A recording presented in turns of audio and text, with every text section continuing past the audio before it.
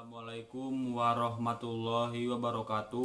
Perkenalkan, nama saya Ajay Rizky Piardi, NIM 200102077. Saya di sini akan menerangkan tentang karya tulis ilmiah berbentuk makalah yang berjudul Pembelajaran Pendidikan Anti Korupsi pada Jenjang Sekolah Dasar.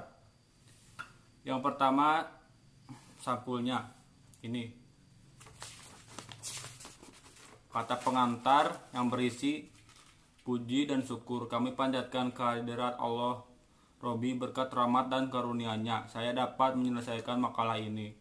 Salawat serta salam semoga tercurah limpahkan kepada yang revolusi dunia Rasulullah Shallallahu Alaihi Wasallam, keluarga, para sahabat, tabian dan seluruh umatnya sampai akhir zaman yang patuh dan taat kepada ajarannya. Amin. Daftar isi.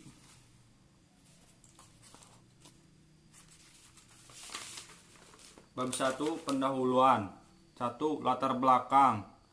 Akhir tahun 2020 kita terkejut dengan penangkapan Menteri Perikanan, lalu disusul dengan pemberitaan penangkapan Menteri Sosial oleh Komisi Pemberantasan Korupsi Republik Indonesia. Salah satu cara untuk mencegahnya adalah dengan melakukan pendidikan anti korupsi. Pendidikan anti korupsi kini telah banyak dilakukan baik oleh instansi pemerintah maupun lembaga pendidikan seperti sekolah dan perguruan tinggi.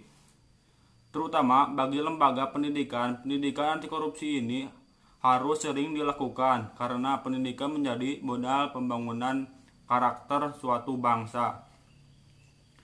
Dengan pendidikan anti korupsi yang diterapkan di Indonesia dapat membantu pencegahan terjadinya internalisasi korupsi di Indonesia, sehingga korupsi tidak akan menjadi suatu hal yang membudaya yang akhirnya akan menjadi ciri mentalis rakyat Indonesia. Rumusan masalah. Bagaimana pengertian pendidikan anti korupsi? Yang kedua, bagaimana metode pembelajaran anti korupsi di SD? Tujuan penulisan makalah untuk mendeskripsikan dan mengetahui pengertian pendidikan anti korupsi. 2. Untuk mengetahui metode pembelajaran anti korupsi agar pesan dari pendidik mudah diterima oleh peserta didik. Bab 2. Pembahasan landasan teoris. A. Pengertian korupsi. Korupsi sudah menyebar merata di negara ini. Tindakan korupsi tidak hanya merugikan negara, namun juga dapat menghambat kesejahteraan masyarakat. Menyatakan bahwa korupsi atau rasuh bahasa Latin corruption dari kata kerja corrupere yang bermakna busuk, rusak, menggoyahkan, memutar, baik menyogok, adalah tindakan pejabat publik baik politis maupun pegawai negeri serta pihak lain yang terlibat dalam tindakan itu yang secara tidak wajar dan tidak legal. B. Jenis-jenis korupsi. Tindakan korupsi sudah terjadi sejak dahulu, mulai dari kalangan bawah sampai kalangan atas. Tindakan korupsi dimulai dari tindakan kecil seperti datang tidak tepat waktu, berbohong, menerima hadiah. Tindakan yang berawal kecil kemudian menjadi sebuah kebiasaan yang sering dilakukan. Hal tersebut akan berdampak buruk atas dalam Caredudin menjelaskan jenis-jenis korupsi sebagai berikut. Korupsi transaktif, yaitu korupsi yang terjadi atas kesepakatan di antara seorang donor dengan resipien untuk keuntungan kedua belah pihak. Korupsi eksploitatif, yaitu korupsi yang melibatkan penekanan dan pemaksaan untuk menghindari bahaya bagi mereka yang terlibat atau orang-orang yang dekat dengan pelaku korupsi.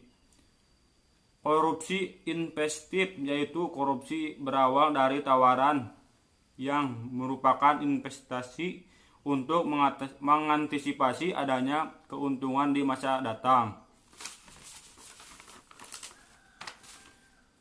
Upaya mengatasi korupsi. 1. Pencegahan atau preventif.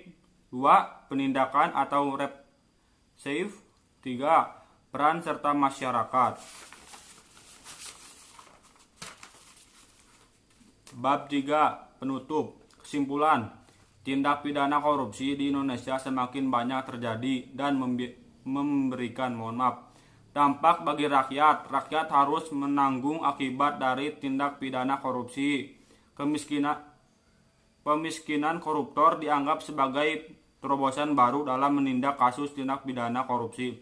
Konsep pemiskinan koruptor dapat dijalankan dengan perampasan aset hasil tindak pidana korupsi dan penggantian kerugian yang ditimbulkan akibat tindak pidana korupsi.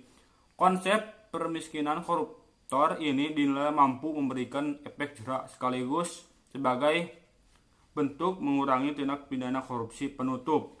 Demikianlah makalah ini kami susun. Penulis menyadari dalam penulisan makalah ini banyak terdapat kekurangan. Oleh karena itu, kritik dan saran yang membangun kami perlukan untuk menyempurnakan makalah ini.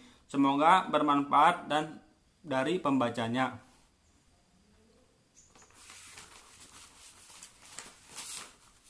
Daftar pustaka.